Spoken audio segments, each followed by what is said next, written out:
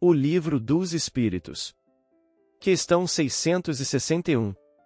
661. Poderemos utilmente pedir a Deus que perdoe as nossas faltas? Deus sabe discernir o bem do mal, a prece não esconde as faltas. Aquele que a Deus pede perdão de suas faltas só obtém mudando de proceder. As boas ações são a melhor prece, por isso que os atos valem mais que as palavras.